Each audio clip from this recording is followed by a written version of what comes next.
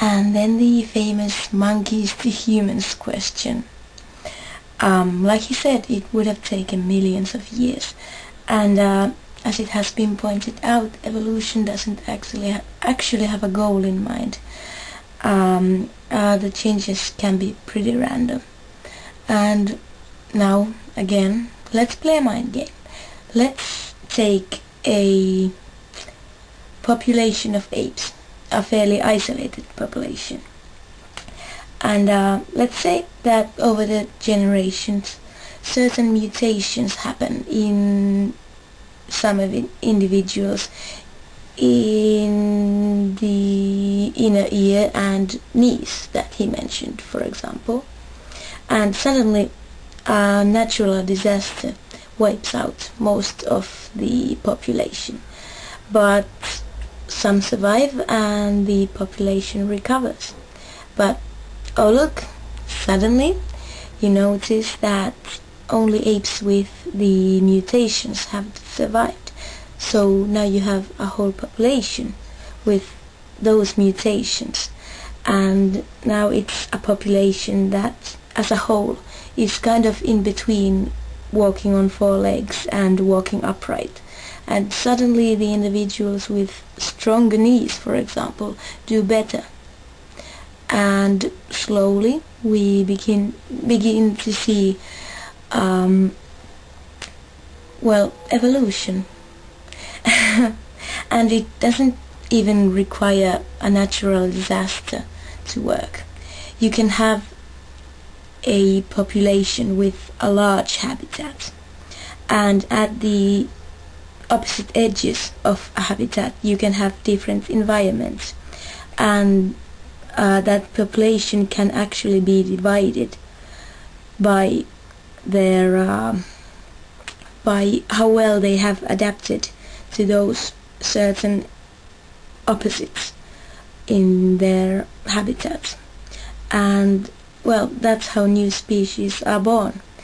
You'd have a population at the edge of a forest, for example, and when you think about apes, they usually climb trees and stuff, and well, outside the forest that wouldn't be as useful. So it's kind of bullshit to say they wouldn't be very good apes.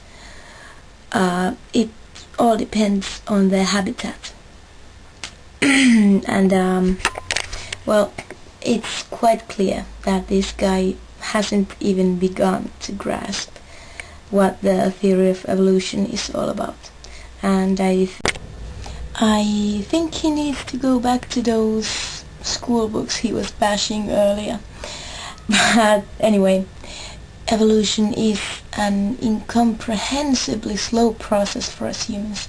We still have our limitations. We can't grasp everything. It's so slow, it's not possible to understand that. But I hope you can still see where I'm going with this. And bringing up dogs in this debate was actually pretty ingenious to my mind, because well, that is evolution that we can see, and even this nutcase wasn't saying those changes aren't real. And if they're real, then hello, evolution, at least after the beginning of life, must be real. You know, you can keep debating about the origin of life all you want, but that's evolution in motion right there.